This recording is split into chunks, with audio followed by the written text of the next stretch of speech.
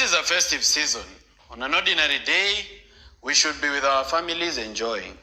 However, in the wake of abductions, ladies and gentlemen, I've thought it wise to leave the comfort of my home and come and teach you about some little tactics of how the government traces you, and also some self-defense tactics against abduction.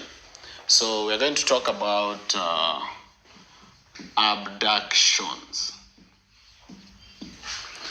Now, abductions don't just happen. They begin with what we call trailing. So the abduction will most likely begin with trailing and surveillance. Yeah, to begin with trailing and surveillance.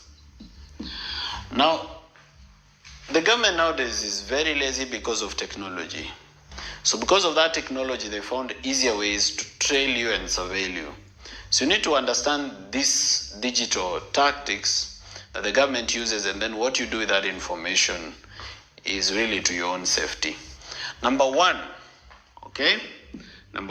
Safaricom, or any line whatsoever, but most notoriously Safaricom. Now, if you have a Safaricom SIM card, how a SIM card works is that it communicates to the nearest cell tower.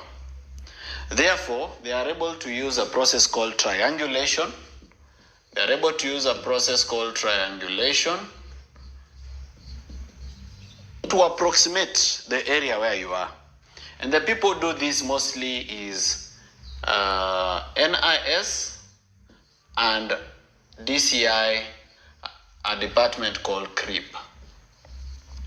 So there's a department in DCI, it's called the Criminal Research and Intelligence Bureau, and there's the National Intelligence Service. So mostly they are the ones who are going to do this because they have back-end access to Safaricom. And because they have that back-end access, they are able to trace your location. Na inakujanga kama Google Map pin. So they're able to follow that pin to an approximate of where you are. So you need to know this about the Safaricom line. So if you're up to something, or you know that you're being trailed, you may need to remove your line. Now there's another thing I need to tell you about your Safaricom line. There is something about your phone called an IMEI, an IMEI number. Now, even if you know they are trailing you and you remove this SIM card and you throw it away, but you buy another SIM card registered in your name or even in another person's name, but you still put it in the same phone, they are going to use the IMEI to get your new number. So even if the new number is going to be registered in a different, name, they're going to use your IMEI number and they're going to get your new number. You need to be careful on that one. So you may have to throw away your phone and your SIM card, or keep away your phone and your SIM card and use a different one. Some of you believe that ukiwa na katululu ama kamulika mwizi you cannot be traced. That's very false. That's not true. You can be traced with any device, including katululu. So be aware of that. Number two, right, on the issue of tracking and tracing is KPLC. Now, so KPLC is very notorious for giving out your location. And KPLC knows literally where 90% of Kenyans live, especially if you have electricity. How they know is because of your meter number. Now, you will remember that whenever someone applies for a meter number from KPLC, they always provide a plot number. And whenever KPLC comes to give a quotation, they usually take the coordinates of that place. So because of this meter number and because of the national grid of the KPLC, they can use your meter number where you pay tokens to know your house. That is why sometimes you wonder, unapata wamekuja, wameenda hadi 5th floor, wameingia hadi number C1. It's because they know your meter number where you pay your token. So they're going to know your house. Again, as I told you, what you do with that information is really up to you. Number 3 is your phone. And here I want to specifically speak about something called Pegasus. Now, Pegasus is a hacking software, a surveillance software that was developed in Israel. that Kenya bought for billions of shillings. Of course, there was corruption. There's corruption even in NIS. And what it does is that it sends a text to your phone. Now, Pegasus, unlike other hacking softwares, they don't have to touch your phone. Sio lazima washike simu yako for them to install Pegasus. They just need to send you a message. Once the message enters your phone, it downloads the software into your phone. Now, one of the ways to know whether you have been attacked by Pegasus is you leave your phone on the table, you are not using it, then you come back and find that your phone is hot. Unaacha simu kwa meza, unakuja unapata iko na joto. The reason is it's transferring information somewhere. And once Pegasus is in your phone, they can do everything. They can turn on your GPS, they can turn on your Wi-Fi, they can connect to the nearest Wi-Fi, they can read your messages, they can read your WhatsApp, they can check your M-Pesa, they have your contact list. There is nothing they cannot do if they've infected your phone with Pegasus. Nothing at all. So now, if they've hacked you using Pegasus, the following things are going to happen. Number one, they will access your information. They'll access your data. Everything you do, including calls. Number two, they'll turn on your mic. So there's a microphone in your phone. They'll turn on that mic and listen to you real time. Like as you are talking, they're listening. The third thing they'll do is they'll turn on your camera. So they cannot just listen. They can also take a photo of you or a photo of your surrounding as you're holding your phone. That's what they can do with your phone when they hack it. And as I've told you, they don't have to access your phone. It's not like these hackers who send you a suspicious email, you click on the link, then they hack your phone. No. This one, if they send it to your phone, you don't need to do anything. They've hacked it.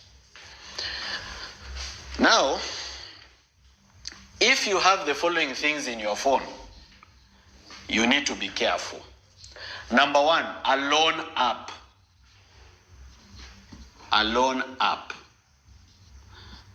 If you have a loan app on your phone, most apps that you use to borrow loans, what is it that a loan app usually asks you whenever you download it? Number one is allow contacts, allow the loan app to access your contacts. Number two, allow the loan app to read your messages, allow the loan app to access your photos. Now, the people who are controlling loan apps in Kenya, they have access to your photos. So if you have nudes in your phone and you think somebody else doesn't have them, you need to think again, okay? That's how much information the loan app can access. The loan app can read your messages because the reason they usually request to read your messages is to determine whether you are worthy of a loan. So they'll see your messages, maybe how many other loan are you borrowing from other places. Are there people who are asking you to pay them back money that you've taken from them? From your messages, they are able to know what business you do and what you are involved in. Imagine this is personal data that they are accessing inside your phone.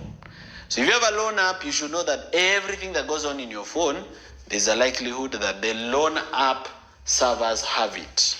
Okay? Number two, a dating app. They can either read your messages inside a dating app or they can come to you as a person wanting to date you. Now, the government has limitless resources. And NIS is allocated an unlimited budget of billions of shillings. And because people are greedy, sometimes they usually steal that money. But whenever they put it to good use or to bad use, whichever the case, they can actually send someone to date you. It can be a lady, it can be a gentleman, it can be anything, depending on who you are and what you like. So they cannot lack 1 million or 200,000 or 50,000 or 10 million to give to someone to date you. In fact, they themselves, they have beautiful ladies and handsome gentlemen who can be given a quick Range Rover.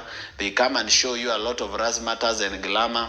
You fall in love, and they start surveilling you. So they can either do it to surveil you for information, or they can do it to kill you. So death is also a possibility. So dating app number 3 is Google Maps. Now, if you have Google Maps on your phone, just go to the settings, you'll see something called Google Timeline. And if your Google Timeline is on, itakuchorea everywhere you've gone with a blue kind of thing. So if this is Google Timeline, it's going to show you everywhere you've been to. Itasema ulitoka hapa, ukakuja Umoja, ukaenda town, ukakuja Donholm, ukakuja West, ukateremka Mombasa Road, Mlolongo. It's going to draw everything every day, not just one day. As long as it's on, Google Timeline is drawing everywhere you go every day. So they can access it. They can know where you were on the 11th of November and where you went after that, because of Google Maps. All right. Number 4. I'm now telling you about the kind of apps which, if you have in your phone, they're going to be dangerous. Sometimes they use game apps. So sometimes you may download a game app thinking that you've downloaded an app for a game, but this app is accessing other information around your phone. So it's a